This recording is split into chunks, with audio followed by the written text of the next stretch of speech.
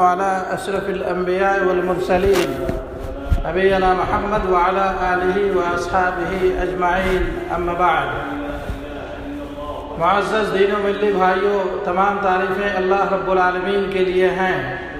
ہم اس کی حمد و ثنا بیان کرتے ہیں۔ صلاۃ و سلام عرض ہو ہمارے محبوب نبی محمد صلی اللہ علیہ وسلم پر اور ان کے آل و اصحاب پر اما بعد۔ مسلمانوں، اللہ تعالیٰ سے ڈرو، اللہ کی دی ہوئی نعمتوں پر اس کا شکر بجا لاؤ اور اس سے معافی طلب کرو۔ دینی بھائیوں، اہل ایمان کی سب سے بڑی خصوصیت نعمتوں کا شکر ادا کرنا ہے اور اپنے منعم حقیقی کی معرفت ہے، جو اپنے بندوں کو دینی اور دنیاوی نعمتوں سے نوازتا ہے۔ پس بندے کو چاہیے کہ وہ اللہ کا حمد و شکر بجا لائے اور اس کے حکم پر قائم رہے۔ شکر بجا لانا توحید ہے اور ناشکری کفر ہے۔ ارشاد باری تعالیٰ ہے، بل اللہ فاعبد وکن من الشاکرین، بلکہ تم اللہ ہی کی عبادت کرو اور شکر کرنے والوں میں سے ہو جاؤ۔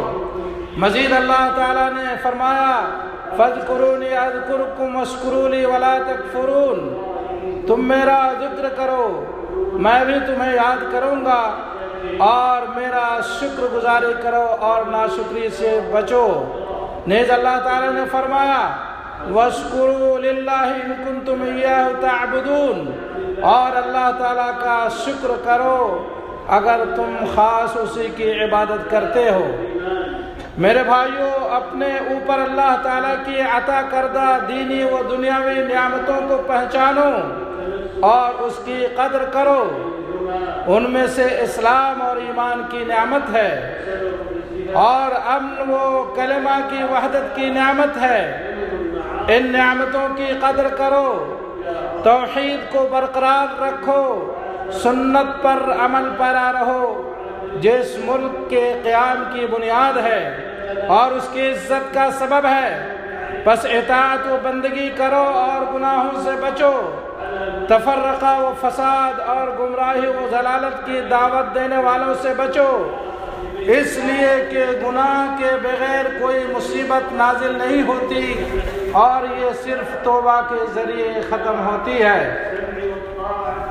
جس طرح تمہاری اور تمہارے باپ دادا کی حاکم اور محکوم کے ساتھ اچھے تعلقات کی پرورش ہوئی ہے، اسے برقرار رکھو، اور اللہ کی معصیت کے علاوہ چیزوں میں اپنے ولی امر کی سمع و اطاعت کرو اور جماعت کو لازم پکڑو۔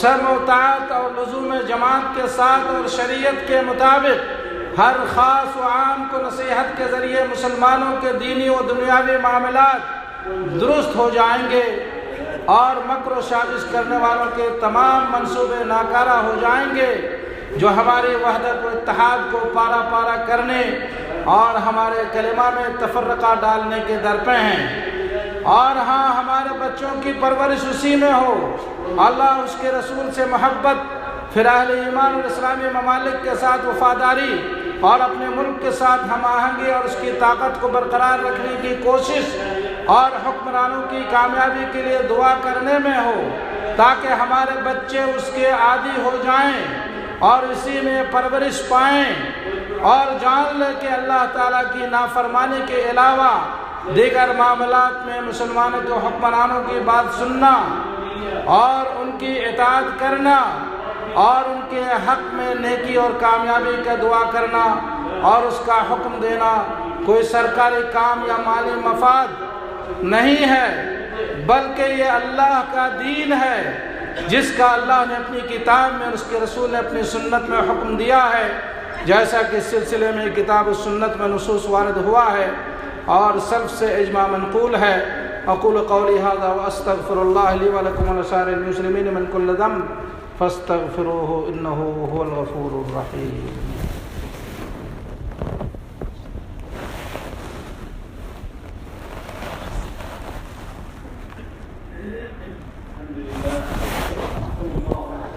الحمدللہ الحمدللہ وکفا وسلام علی عبادہ الذین اصطفیٰ اما بعد۔ معزز دینی بھائیوں، ارشاد باری تعالیٰ ہے یا ایھا الذین آمنوا اطیعوا اللہ واطیعوا الرسول واولی الامر منکم، اے ایمان والو اللہ کی اطاعت کرو اور اطاعت کرو رسول اللہ صلی اللہ علیہ وسلم کی اور تم میں سے اختیار والوں کی۔ امام بخاری و امام مسلم رحمہ اللہ نے عبادہ بن صامت رضی اللہ عنہ سے روایت کی ہے، انہوں نے کہا رسول اللہ صلی اللہ علیہ وسلم نے ہمیں بلایا اور اس نے ہم سے ان باتوں پر بیعت لینے کہا، بس ہم نے اچھے اور برے وقتوں، مشکلوں اور آسانیوں میں سننے اور ماننے کا عہد کیا، اور یہ کہ ہم ان سے اس وقت تک جھگڑا نہیں کریں گے جب تک کہ ہم واضح کفر نہ دیکھ لیں جس کا ہمارے پاس اللہ کی طرف سے دلیل ہو۔ اسی طرح امام بخاری و امام مسلم رحمہ اللہ نے ابن عباس رضی اللہ عنہما سے روایت کی ہے، انہوں نے کہا اللہ کے رسول صلی اللہ علیہ وسلم نے فرمایا جو کوئی اپنے امیر میں کوئی ایسی چیز دیکھے جسے وہ ناپسند کرتا ہے تو اس پر صبر کرے، اس لیے کہ جو کوئی جماعت سے ایک بالشت برابر الگ ہوگا اور اس کی موت واقع ہو جائے گی تو جاہلیت کی موت واقع ہوگی۔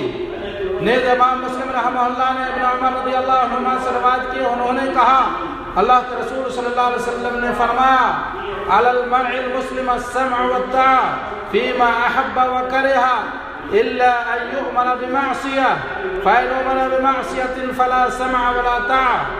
مسلمانوں کو چاہیے کہ وہ جن باتوں کو پسند کرتا ہے اور جنہیں ناپسند کرتا ان میں امیر کی بات سنے اور ان کی اطاعت کرے جب تک کہ اس کو نافرمانی کا حکم نہ دیا جائے۔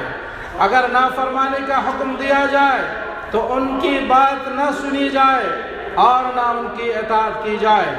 اسی طرح امام مسلم رحمہ اللہ نے ابو ہریرہ رضی اللہ عنہ سے روایت کی ہے، اللہ کے رسول صلی اللہ علیہ وسلم نے فرمایا تم اپنی سختی اور آسانی میں اور خوشی و ناپسندیدگی میں سنو اور اطاعت کرو۔ نیز امام مسلم رحمہ اللہ نے تمیم الداری سے روایت کی ہے، اللہ کے رسول صلی اللہ علیہ وسلم نے فرمایا الدین والنصیحہ قلنا لمن قال للہ ولکتابہ ولرسولہ ولأئمة المسلمین وعامتہم، دین نصیحت ہے۔ ہم نے کہا کس کے لیے؟ آپ صلی اللہ علیہ وسلم نے فرمایا اللہ کے لیے، اس کی کتاب کے لیے، اس کے رسول کے لیے، مسلمانوں کے اماموں کے لیے اور ان کے عام لوگوں کے لیے۔ اللہ رب العالمین سے دعا کہ اللہ ہمیں ان باتوں پر عمل کی توفیق عطا فرمائے، آمین یا رب العالمین۔ دوستو آئیے اب ہم اپنے محبوب نبی محمد صلی اللہ علیہ وسلم پر درود و سلام پیش کریں۔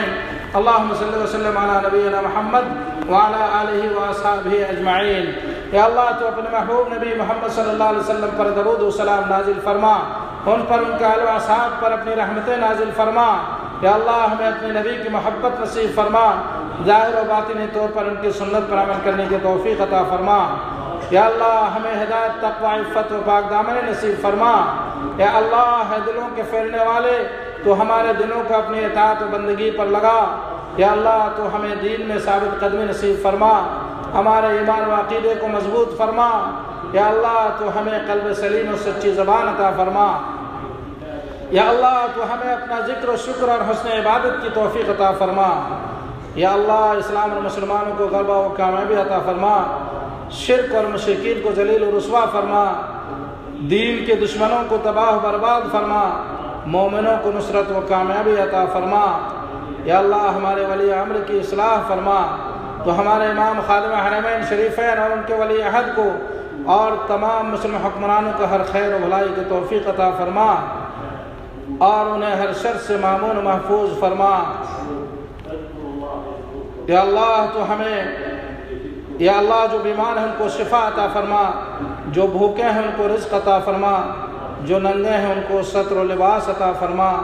یا اللہ تو ہمیں ان باتوں پر عمل کی توفیق عطا فرما۔ وصلی اللہ نبینا محمد وعلی آلہ وصحبہ اجمعین۔